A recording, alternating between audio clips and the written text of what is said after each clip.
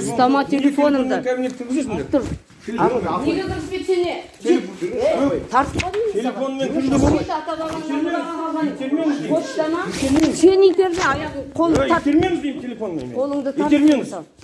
Шымшыдың ғой қолымды. Шымшыған жоқ. Шымшыдың ғой қолымды. Апай жүріңізші өтін. Мен салып сендерге айттым. Мен сендерге салдым. Ендігі ержанды саласың, менің балашағын көрдіңіз бе? Түсіремін. Мен бұл білесіз ба бұның қайқа кететін? Генеральный прокуратураға кетеді, антикоррупционное агентствоға кетеді, Верховный сотқа дейін кетеді, прокуратураға кетеді, Министерство МВД-ға. Сіз қалай мүсәпірсін деп бүйтіп унижать етіп жүрсіз?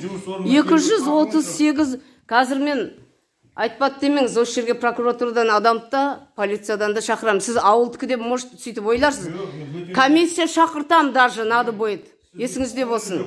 Сіз өйтіп, ит қылатын, шеттей бала шағасымен шырылдататын қандай хақыңыз бар? Қандай хақыңыз бар? Еңбек ақысын қайтарыңыз. 238 бас қойын бақтыртып. Біздің мүсәпірсіңдер ақша сұрама дейді үші. Намысымызға тиет, әр бәлен айтып.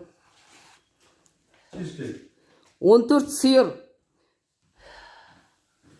Жылқысы қанша? Сіздер өйтіп қақыларыңыз... Неге, сіз егер адал болсаңыз, неге қорқасыз? Қойыңыз жаңа, келінім деп атыр едіңіз ғой? Келінім деп атыр едіңіз ғой? Күйеуіне арақты ішкізіп, сөйтіп мазақ қып жүрсін ба? Алып кетесіз, бірақтан айтпады демеңіз. Ана бастығыңызбен қосып, мына жұмыстан кетесіз, мен сізге айтайын. Бастығыңызбен қосып тұр. Апай. Төлейсіз ба, төлемейсіз ба? Еңбек ақысына шет әкел бері. Жоқ, еңбек ақысын ешкім. Жұмыс орнына келіп қақыңыз жоқ. Жұмыс орнына келіп қайтар. Телефон түсіруге болмайды бұл жерде. Жануыл Рахматулла назарыңызда. Бүгін 8 қаңтар 2024 жыл, қазір Созақ аудан Шолаққорған қаласындамыз, ауылында яғни.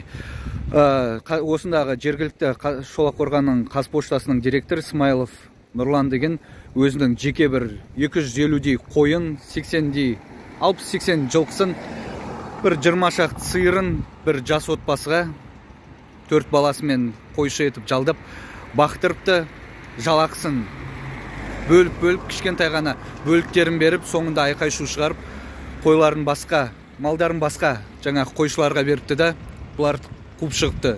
Сендерде қағазша, яғни заңды келісім шарт жоқ, ештеңе дәлелдей алмайсыңдар, баратын жерлеріңе барыңдар депті. Ол жаңағы қойшы болғандар, қойшы отбасысы менің анамның бір туысы болып келеді. Мен анамнан жәрдем сұраған, анам ортаға түсіп, Алматыдан келіп, осы мәселенің мән-жайын білейін деп, жаңағы кісінің жұмыс орнына барып, бір үлкен кісі ғой, ақжаулықты анамыз ғой енді, жылы сөзбен жеткізейін деп, біреудің несібесін жеуге болмайды, келісімді бұзуға болмайды, аманатқа қиянат жасама, жалдадың ба, жұмысын атқарды ма, сол жалақысын берешегіңді яғни бер деп келсе, менің анама күш қолданыпты. Енді бұл мәселені жаңағыдай Түркістан облыс полициясының басқармасының бастығы Қабденов мені жақтыртпағандықтан, менің анама қатысты іс болғандықтан, бұл істі толыққанды қарамайды деп, қысқартып жібереді деп ойлап жатырмын. Оның үстіне мына Созақ ауданына Түркістан облысына қарасты ғой, ал Түркістан облысының сотының төрағасында видеоға түсірген болатынмын. Служебный 570-і заңды бұзып жүрген, ол да маған тіс қайрап отыр. Ол да жаңағыдай мен анамның ісін дұрыс қарамасын деп қол астындағылар аудандық сотқа болсын, қалалық сотқа болсын бұйрық бере алатынын білеміз. Бұл істі қысқартуға немесе бір жеңіл дәрежелі деп кішкенде бір айыппұлмен шығып кетсін деп жаңағы Смайлов Нұрланды. Осындай жағдай орын алуы мүмкін болғандықтан мен қолдаушыларымды, яғни қазақ халқын, жұртымды, елімді осы істі мән-жайды назарларыңызға алып, бәрі заңды өтуін талап етіп, интернетте бірге болуларыңызды сұраймын. Жақсы, байланыста боламыз. Жануыл Рахматулла аты-жөнім.